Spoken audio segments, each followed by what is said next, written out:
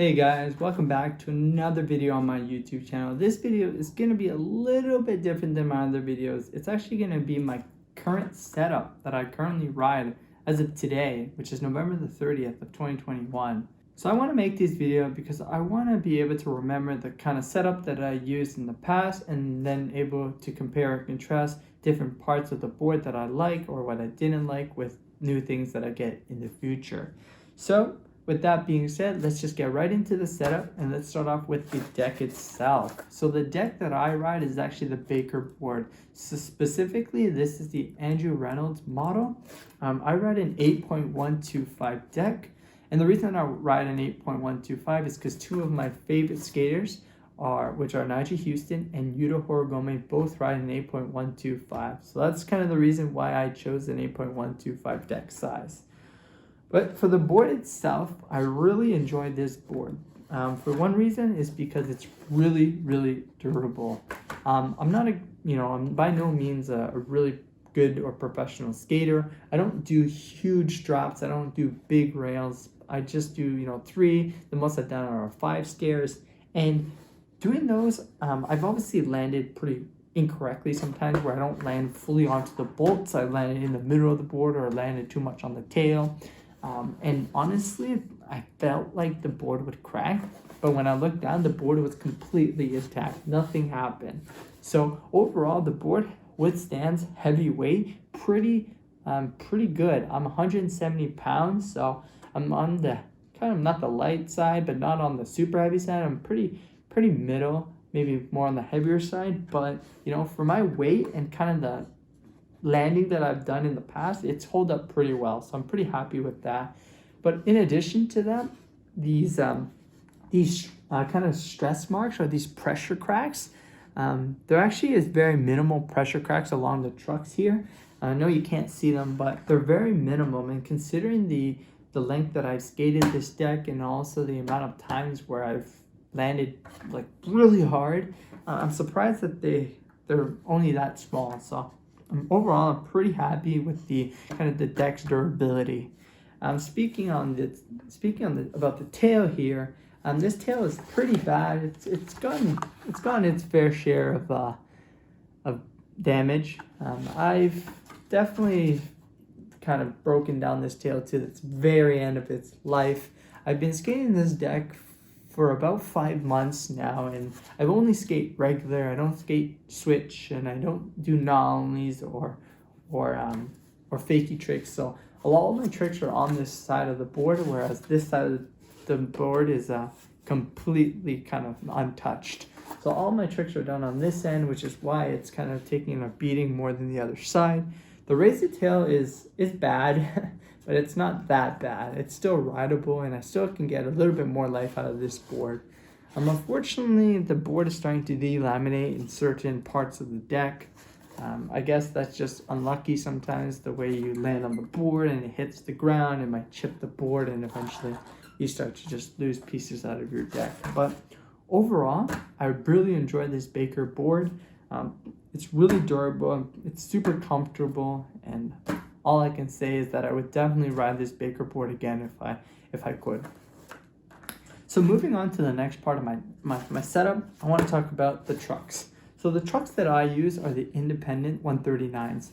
I can't remember the exact model, but I think they're the Indy 139 Hollow Titaniums, because I remember if you look through the axle of the trucks, you can see a hole through them. So I'm assuming that these are the hollow ones, but I can't be exactly sure.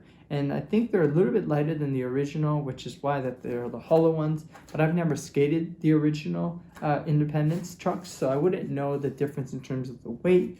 But from these trucks alone, I can say that they're fantastic trucks. Whenever I do grinds on ledges, it just locks in smoothly. It slides effortlessly. It's just an overall really good feeling truck. And it's not too heavy, though I don't have anything to compare it, but it doesn't feel heavy when I try to ollie or try to do tricks. It feels like it just floats when I pop the tail. So that's a really good thing about trucks. Overall, yeah, I use the stock bushings that come with the trucks right out of the box.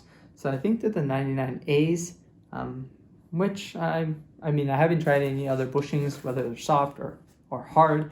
I think these are the perfect bushings because I like to still be able to move around, but I still want that kind of stiff or firmness when I try to do technical tricks. So overall, right out of the box, these are a great truck to use with minimal customization. The next part of the skateboard I want to talk about is the wheels. Okay, so the wheels that I use are actually the Spitfire wheels.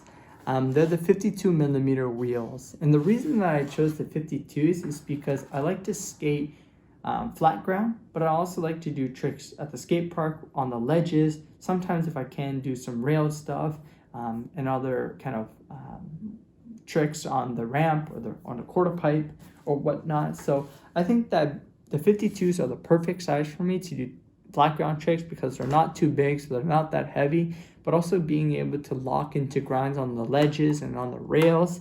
I think the 52s are the perfect size for everything. So that's kind of the reason why I chose these 52s. I think anything smaller, it would be difficult to lock onto rails or lock onto ledges, and anything bigger might be a little bit too heavy to do any technical tricks. So that's the reason why I chose these 52s. I really enjoyed these Spitfire wheels. They're kind of the first real skate trucks, I guess, skate wheels that I've ridden. So it took me some time to get used to, about a couple hours. I kept slipping out of them. Maybe I wasn't used to them because they were a lot more slippery when they let to slip out a lot easier than my old trucks. But no, overall, I really enjoyed these Spitfire wheels, and I would definitely, buy them again and definitely use them again. So inside these bearings, I have the Bones Red bearings.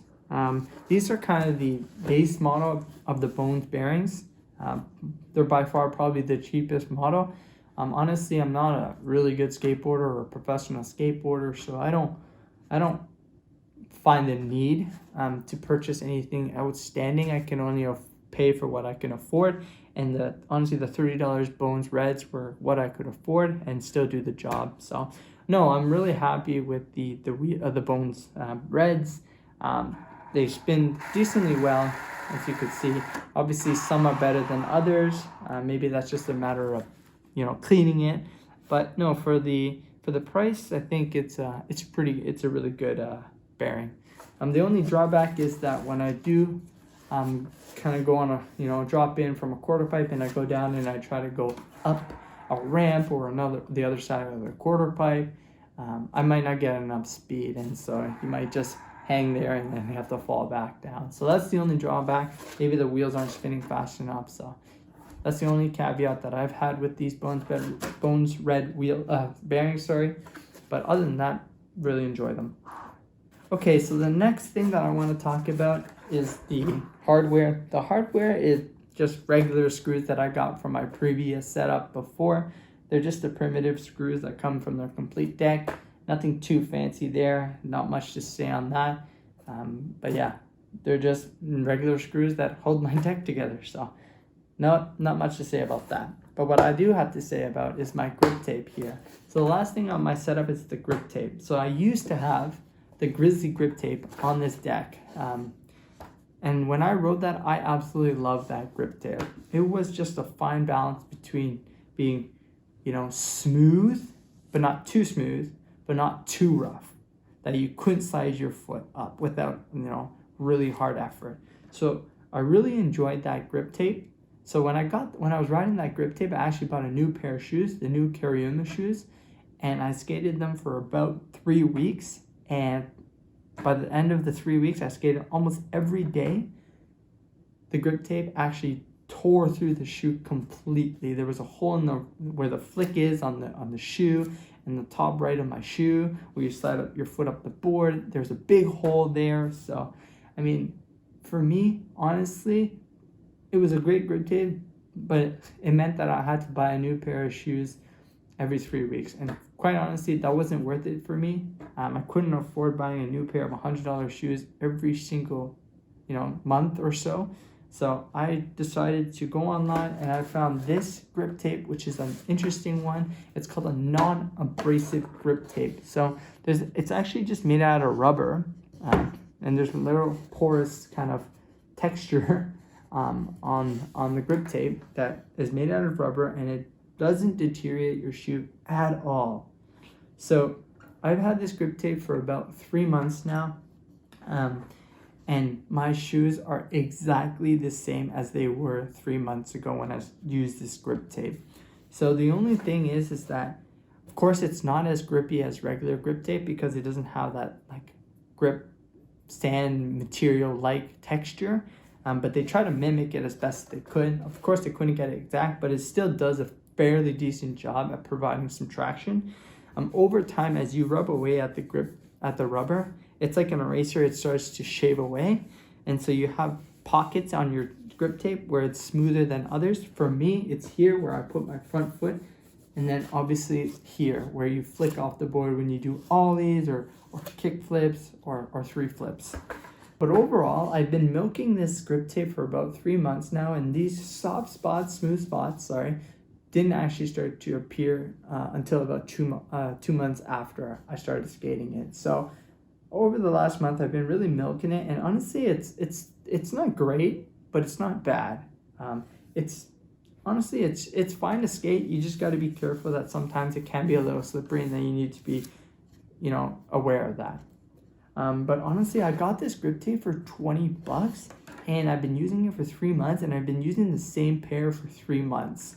So honestly, to me, $20 to skate for 3 months and not have to buy a $100 pair of shoes every month for 3 months, I just saved like almost $300. And for me, that's a big deal.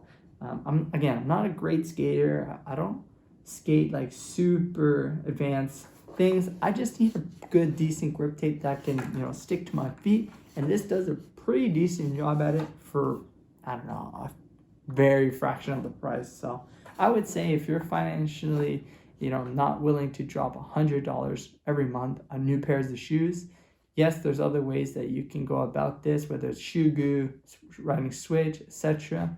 But eventually you're gonna have to switch your shoes about every month or so.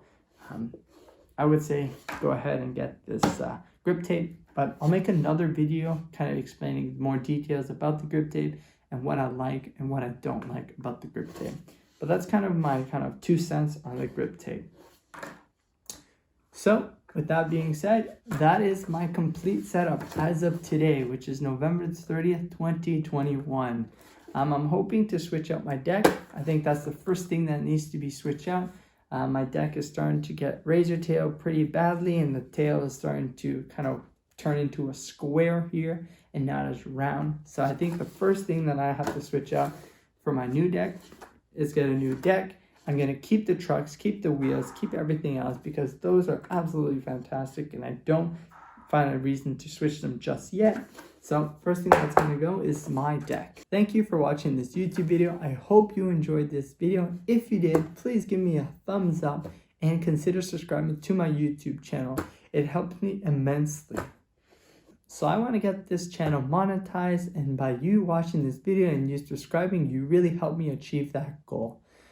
By reaching that goal, I'm able to hopefully get money from making these YouTube videos, and all that money that I earn will go back into the channel to do more content, such as purchasing new decks or new skate parts, and that I can make more reviews on and skate. So thank you so much